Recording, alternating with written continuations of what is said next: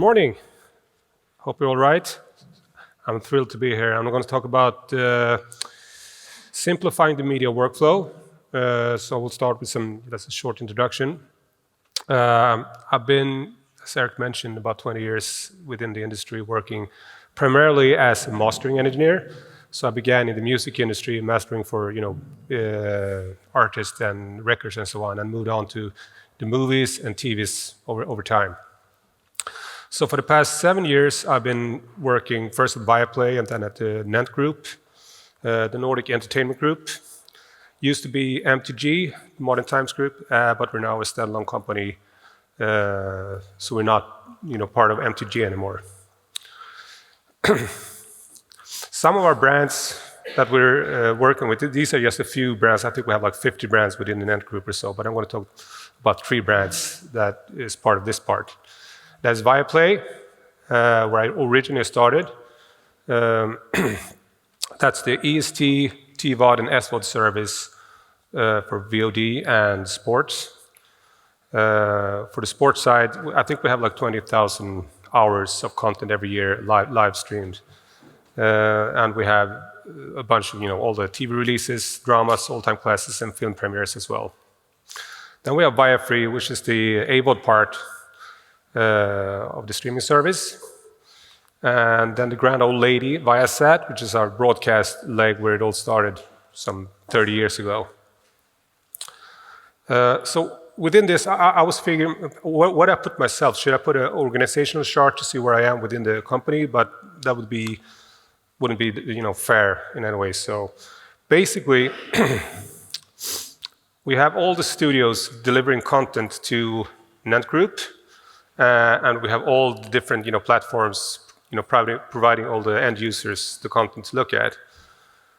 My job is to define what type of content, not the actual content, the file format, the type of format to deliver and how to deliver it and how to process it for all our platforms. So my job is to be right in the middle between the studios and all the platforms. And basically, any project within NENT Group that handles media processing in any way, I'm there in one way or another.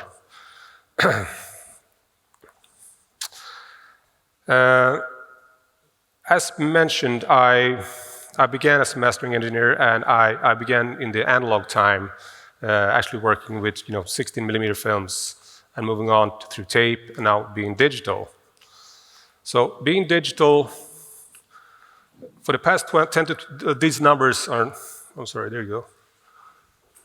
These numbers are not accurate in that way, but basically for the past 10 to 15 years, we moved from a tape-based world to a file-based. So basically we now shoot, edit, master, and deliver and consume everything in the digital domain, which is good in many ways. Back in the day when it was tape-based, if you want a copy of any program, that would be in real time, but now it could be done much faster.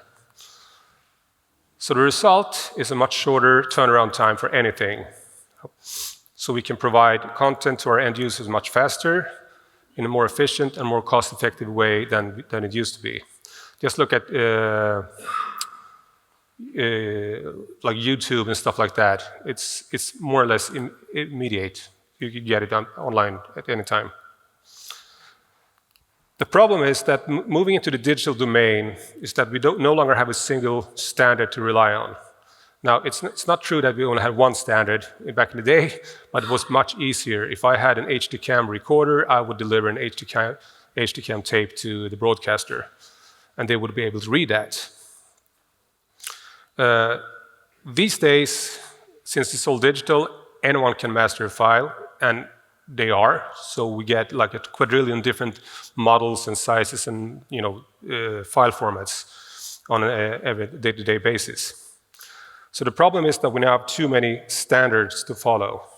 We have our own standard, and each and every studio has their own standard of how a file should look, which makes it very complicated to ingest all this content in an efficient way. So it all started very good, but basically we've gone from, yes, we're digital, hallelujah, it's going to be great, to, oh crap, it's all on fire. And I think we've all been there. NENT Group handles, I did a quick calculation, and somewhere between 100 and 200,000 assets per day coming in, being processed, and delivered one way or another. And that is not including all the files that we are delivering end-to-end to the user, just processing. Shuffling files back and forth, and we need to keep track of the files, of what are the files, and so on. So a few examples of the drawbacks of the situation we are in is, for example, backwards being compatible with old formats. We sometimes end up in situations where we have like a batch of assets that we received 10 years ago, digital, that we cannot use today because that file format is obsolete. It's not being used anymore, so we don't have a way to process that media. Storage costs. It's not cheap to store all these assets, especially not in the cloud. So we have to look at that as well. But most important, it's a very complex situation to handle all these files. A lot of logic, rules, and keep track of all the files and all the assets that we do have. So I would say about 5-6 years ago, when I began at NENT or Viaplay at that time, we started to look at, we need to set up a new set of requirements. How should we handle all the files that we do get from all the studios, and how should we process that? Keeping track of all these files is complicated, and it's getting more and more complicated for every day. New file formats, new setups, new studios, and each and every one has their own way to do that. So the rules that we try to define is, depending on who you're asking within the organization. If you ask the project manager, he has different wordings. If you ask someone else, it's more or less the same. But structure. We all agree on that. We need one common format that could feed the entire organization. We can't have one file format for broadcast, one for streaming, and one for AVOD or whatever, because they are basically the same files, the same content. So one format, that's what we need. We also need to remove any dependency due to complexity.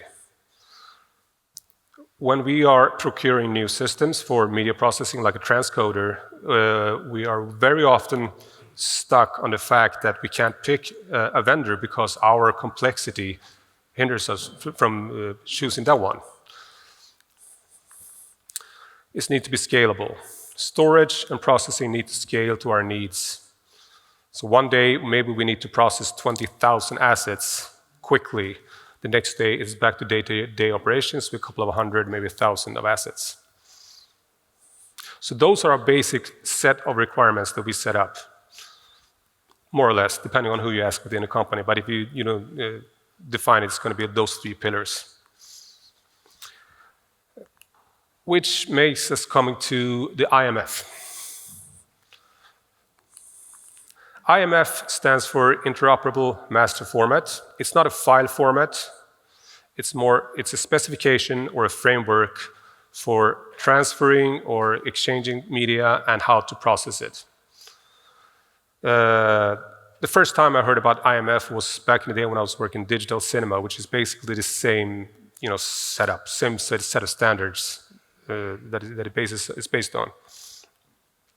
So it's based on multiple standards and multiple specifications, but altogether it's a very good set of requirements to follow. One way to look at IMF is as a snapshot.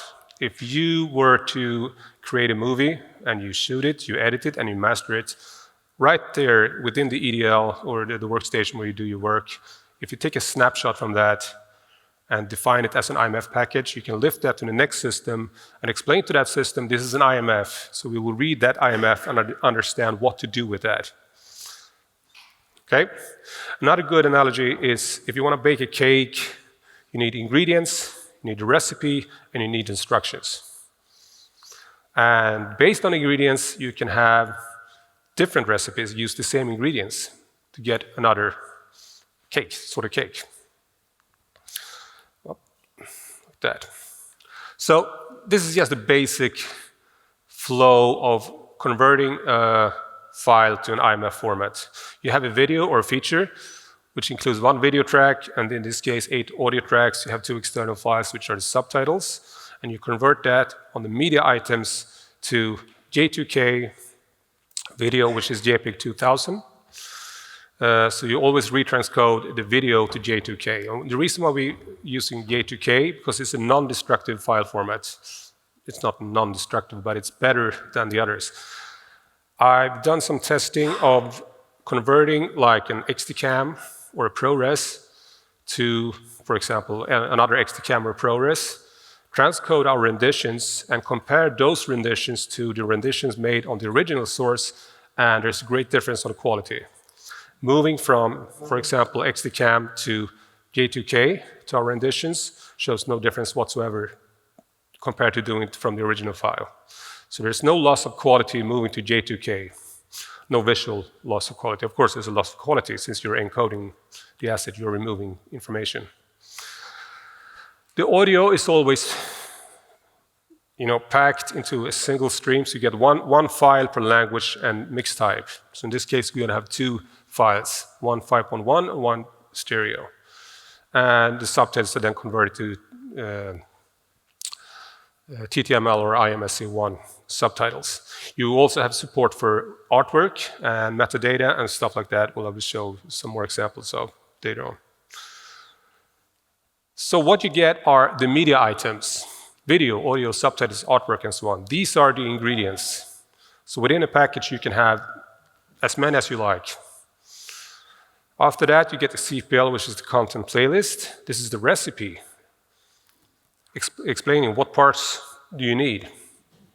It specifies audio, video, and what data to be included. You can add markers for the first frame of content, the last frame of content. This is a black. This is the last frame of the black. This is the bars. This is the tone, textless, and so on. You can have a lot of information within that. You have the PKL, which is the package list, basically the purchase list when you go into shopping. Then you have the asset map defining the path to the files in the package, because within IMF, file naming is not obsolete, but that's not the important part. It's using UUID, so you can identify an asset anywhere in the chain. And finally, you have the OPL, the output profile list.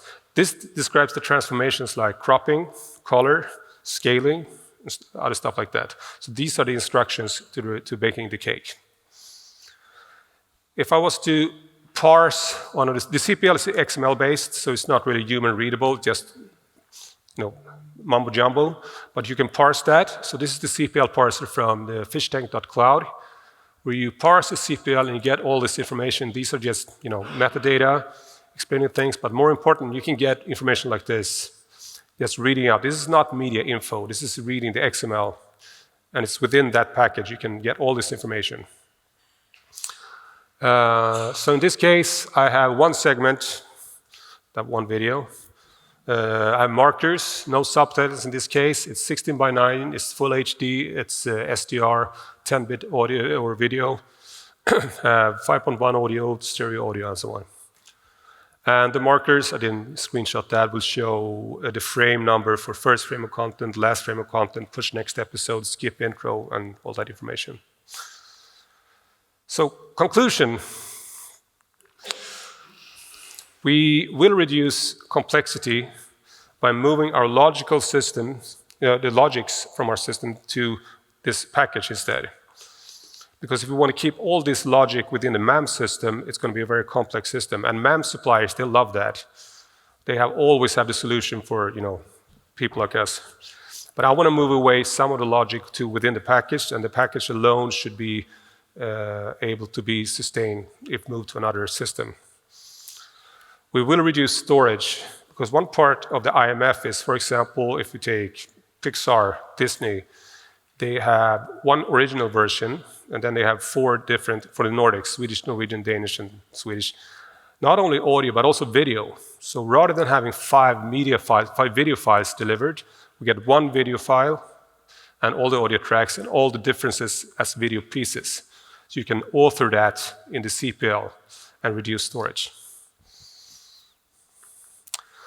The business is on board. Studios do deliver in IMF. Vendors are, working with IMF. We are working with IMF. So it's not a fluke, it's not something that's going to go past, it's going to be used by everyone pretty soon. So if we go back to our requirements list, structure, yes, this is a single common format that we can use throughout the organization. Agnostic, yes, it will remove dependencies due to complexity. Not all dependencies, but a lot of them. Scalable, not really. But since we're removing dependencies as per above, we now will have a much better presumption to get a scalable solution that suits us better. We are processing IMF today. We're both ingesting ourselves, converting to IMF internally, but also studios delivering IMFs. We also have a new specification for content delivery. So they have to deliver in IMF, App2, and 2E. That's more technical terms, but so we get IMF from day one directly from the studio. Some information, the IMF user group, if you're interested in IMF, visit that website and you can enlist to be a member of IMF user group. It's very technical, quite boring meetings, but it's very useful to get information about IMF. Also, the Samti Group org is having education. They have a course right now in June that you can enlist if you want to learn more about IMF. Thank you.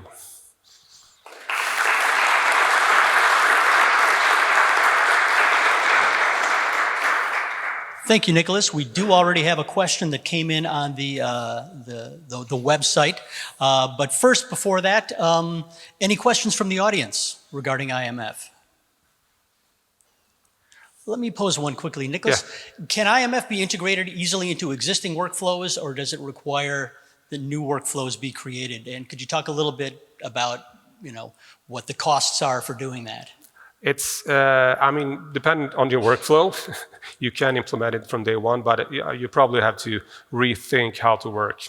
Since you're moving away a lot of logics from MAM systems and rights management systems, and you probably put that within a package, so you have to rethink how to do that. But the vendors, transcoders, MAM systems, they're all on board with IMF.